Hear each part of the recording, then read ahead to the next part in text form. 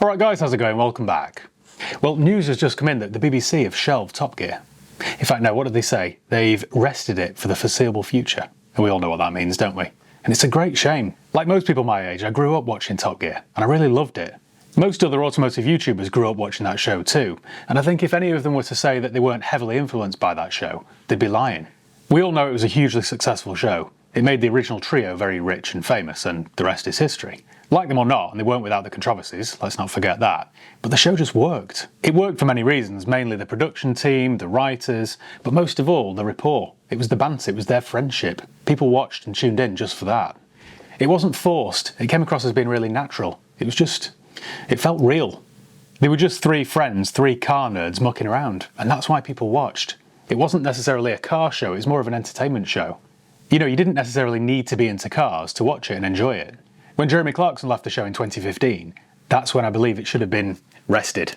But it wasn't. They continued with it, and I think that was a mistake. Instead of retiring the show gracefully and with dignity, they recast, and it just didn't work.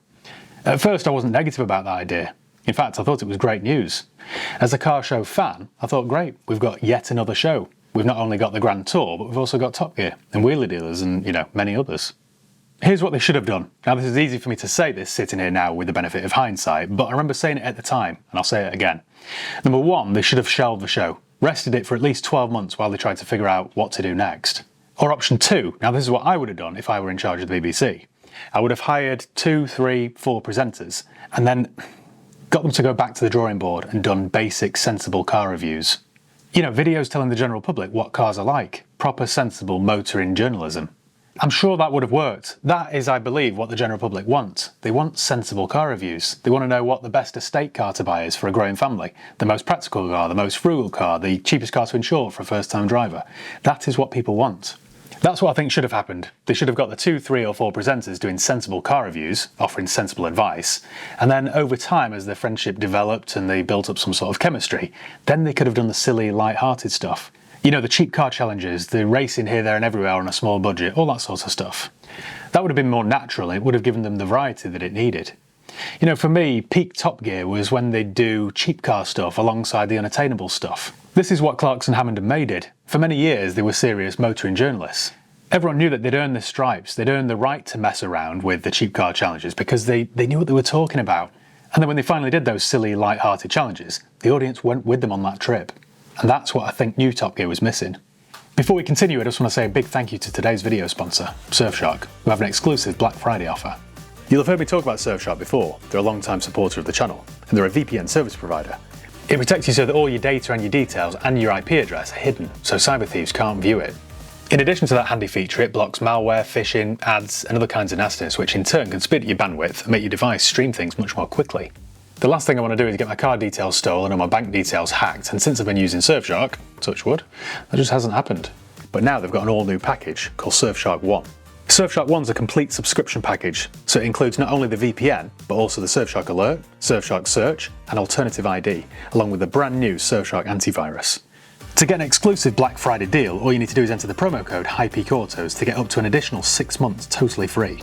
I've talked many times about Surfshark's VPN, but with Surfshark One you get several handy new products. For me, the really useful one's Surfshark Alert, which instantly informs you if there's been a data breach of your personal information. You can even link it to your credit card so you can be alerted if that's breached too. It just gives you total peace of mind. If you sign up before the 30th of November, you get an extra 4 months of the Surfshark VPN plan, or an extra 5 months of Surfshark One, or an extra 6 months for Surfshark One Plus. All you need to do is visit surfshark.deals/highpeakautos. And thanks Surfshark for sponsoring today's video. Instead of revamping the show, they just switched out the 3 hosts that we'd all grown to love. We got Chris Evans, and not the popular one, and Matt LeBlanc, who by the way I'm a big fan of. I thought he genuinely brought some star quality to the show, some star power and appeal. And he's also a likeable, very knowledgeable petrolhead. And also we got Rory Reid. Now I think Rory also did a good job, but the problem is they put them in these situations without building up any chemistry first, so it just didn't work. That first episode with Chris and Matt, I don't know if you remember it, but it was painful to watch. I think they were in Blackpool somewhere in a Reliant Robin. It just didn't work. Watching that first series was a bit like going to your favourite pub and realising it had been taken over and you didn't get on with the new landlords. It just didn't feel right. Of course, the other big reason it didn't work is because round about that time we also had the Grand Tour, which was basically the old Top Gear but under a new heading. I don't know about you, but I always enjoyed watching Matt and Rory's road tests. They always felt quite genuine and warm. They were funny enough without being slapstick, and they were always very informative. Instead, they tried to force this friendship and then play out these contrived scenarios. It just felt fake. People could see through it. Then the funny thing is, or the unbelievable thing is, they replaced Matt and Rory with Freddie Flintoff and Paddy McGuinness, who, by the way, I like. I'm not slagging off for 1 minute, but I'd have never cast them in that job. Not in a million years. You know, for years, I think the BBC wanted rid of Clarkson, Hammond and May. When you think of it, they were 3 blokish, straight white males, and it didn't quite fit with the BBC's agenda. While I don't agree with that theory, because I believe people should be hired on their skills and talent rather than anything else, I understand the pressures they're under. But then to go out and hire Paddy and Freddie, it just doesn't make any sense. They're almost doubling down on the blokishness. When I watch a car review, I want to be educated and entertained. I want to laugh and learn something. I don't want to see Paddy McGuinness chasing Freddie Flintoff around a disused runway while shouting, "It's a Lamborghini, Freddie! It's a Ferrari, Freddie! Sort your head out!" All that sort of stuff. It's nonsense. It's just childish nonsense. I've tried to watch it just out of loyalty to the show, and I can't bear it. The 3 of them just had no chemistry. There was no rapport. It all felt fake. And also, without wishing to offend anyone, it felt too dumbed down. It's almost like they were focusing too much on the entertainment rather than the factual side. And I never learned anything. The challenges weren't particularly interesting either. This is something that I found doing YouTube. It has all been done before. So rather than think of something unique, I think all we got with the revamped Top Gear were old ideas rehashed with 3 people that we had no connection with. I think if you can't have originality, then at least you need to be factual and interesting. And new Top Gear wasn't. I loved Top Gear during the Clarkson, Hammond and May years, and the Grand Tour, but with Top Gear now gone, and the Grand Tour being exclusively once a year, one-off specials, is there even a place for a car show anymore? What with YouTube being the juggernaut that it is, you can get your car show fix from so many places these days. Do we even need a TV car show? Who knows? What do you think? Let me know in the comments below. So farewell Top Gear, thank you for all the laughs over the years, and the education, up to 2015 of course.